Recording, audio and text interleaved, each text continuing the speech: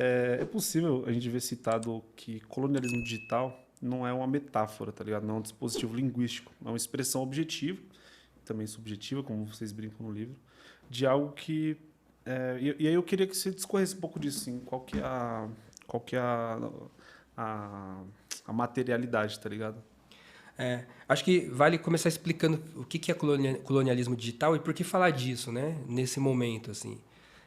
Hoje, todo mundo sabe que as tecnologias digitais elas estão presentes em quase todas as áreas da vida. E não há um espaço produtivo, ou mesmo se a gente pensar o capital financeiro, os meios de comunicação, artes, possibilidades de afeto. São poucas as áreas da vida que elas não estão sendo transformadas e alteradas pelas tecnologias digitais. Só que, ao mesmo tempo, essa tecnologia não chega até todo mundo da mesma forma, né? Então, há uma desigualdade no acesso ao desenho tecnológico, há uma desigualdade no acesso à própria tecnologia. Então, várias pessoas há muito tempo vêm estudando isso e isso traz uma questão, essa desigualdade, porque, por um lado, não é novidade que as tecnologias trazem muitas consequências sociais, boas e ruins. Nem todas são ruins, nem todas são boas. Mas é importante pensar essas consequências olhando para as desigualdades sociais da sociedade capitalista.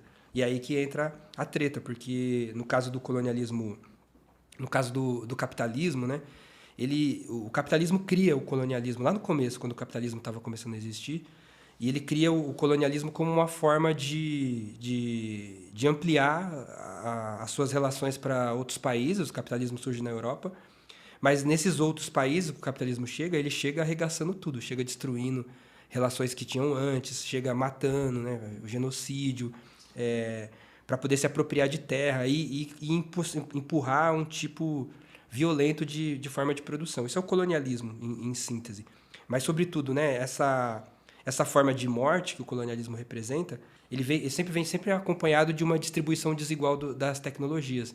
Então, por exemplo, no século XVI, Portugal e Espanha eram as maiores potências tecnológicas do mundo e elas usavam essas tecnologias, tecnologia de navegação, a Kubernetes, a favor da opressão, a favor da dominação. Quando eu vou para o século XIX, por exemplo, a principal potência colonialista era a Inglaterra. Ela vai usar a tecnologia de comunicação, por exemplo, o telégrafo foi fundamental para o domínio da Inglaterra no mundo, assim, para eles expandir seu poder e, ao mesmo tempo, poder expandir seus capitais, né?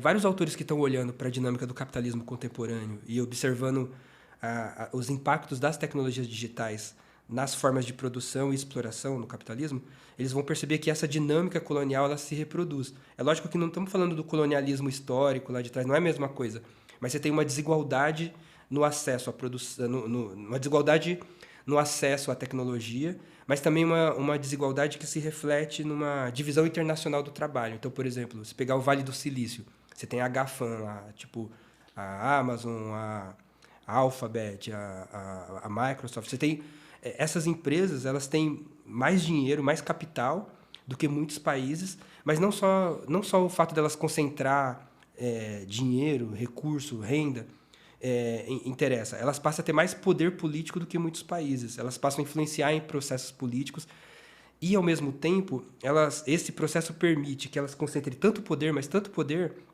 que esse poder lembra muito a lógica dos velhos monopólios no século XIX, que o Lenin chamava de imperialismo, né? Só que esse poder, ele permite que essas empresas, por exemplo, dominem outros países, explorando exatamente a ausência de tecnologia nos outros países. Então, por exemplo, você tem uma alta tecnologia nos Estados Unidos, na China, Taiwan, por exemplo, mas o resto do mundo é carente dessa tecnologia e essa carência é exatamente um fator de lucro para essas empresas. Elas exploram essa escassez porque com essa escassez elas podem exportar a tecnologia desenvolvida e ao mesmo tempo explorar a mão de obra, né? Explorar a matéria-prima, por exemplo. Então, a gente não tem, por exemplo, celular, internet, os nossos dispositivos que a gente acessa a internet sem coltran, sem tandalita, sem lítio. E essas matérias-primas, elas continuam sendo acessadas, na maioria das vezes, pelos mesmos processos violentos que acompanhou o colonialismo português ou colonialismo britânico, por violência bruta, por exploração. Ao mesmo tempo, né, tipo, para ter acesso a essas matérias-primas, muitas vezes essas grandes corporações financiam golpe de Estado, financiam ditadura. Então, o conceito de colonialismo digital ele foi proposto pelo Cohen, Michael Cohen, para dizer que o que a gente está vendo nesse estágio do capitalismo é não o desaparecimento das desigualdades ou do próprio colonialismo, mas uma reatualização dessas desigualdades que acaba distribuindo, acaba partilhando o resto do mundo entre essas poucas e grandes potências que estão, na maioria das vezes, no Vale do Silício, né? Isso é o colonialismo digital. Mas tem outros desdobramentos aí que a gente pode pensar, porque nesse momento, né, do desenvolvimento tecnológico, uma outra matéria-prima muito preciosa são os dados. E aí a gente entra numa outra conversa que é a importância agora de um certo processo de extrativismo de dados que vai ser parte fundamental desse negócio de exploração do colonialismo digital, né? Então a gente está falando de uma tendência que é uma tendência do capitalismo. Mas qual que é a nossa questão no livro, né? Aliás, eu esqueci o livro na mochila, não vai dar para mostrar aqui para a galera. Mas a grande questão que a gente traz no livro é que, na nossa interpretação, o colonialismo digital não é uma nova fase do capitalismo, mas ele é parte do velho capitalismo. A gente está falando de novas possibilidades de exploração, de trabalho, de extração de mais-valia, de exploração de riquezas, mas ampliada pelas possibilidades que a internet abre, tá ligado? A internet, as tecnologias digitais em geral. Sim. Pode crer. Nessa parte do lítio, eu lembrei da fala que o Elon Musk ele fez no Twitter lá, quando aconteceu o golpe na Bolívia, aí ele fala, a gente vai dar o golpe em quem quiser. Isso é uma questão, dessa reprodução, né, de como o colonialismo tá se fazendo, se reproduzindo, e nesse aspecto digital agora, né? Então, pegando esses territórios para conseguir os materiais necessários, a produção necessária, para conseguir construir essas questões digitais, né? Exato, né, mano? E essa galera, eles detêm muito poder. E, ao mesmo tempo, né, se pegar a internet, ela, década de 80, 90 principalmente, ela tinha uma cara mais colaborativa. Muita gente do mundo participava, ainda hoje, participa da construção das coisas, do desenvolvimento das coisas.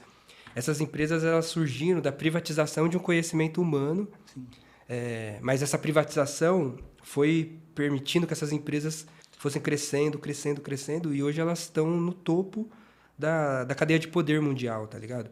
E hoje elas são uma ameaça à democracia, né? Em vários lugares. Então, quando o Elon Musk diz, né? Nós vamos dar o golpe quem a gente quiser porque a gente pode. Sim. Ele está expressando uma tendência real do poder dessas grandes corporações, assim, né? E isso é preocupante, a gente precisa falar disso.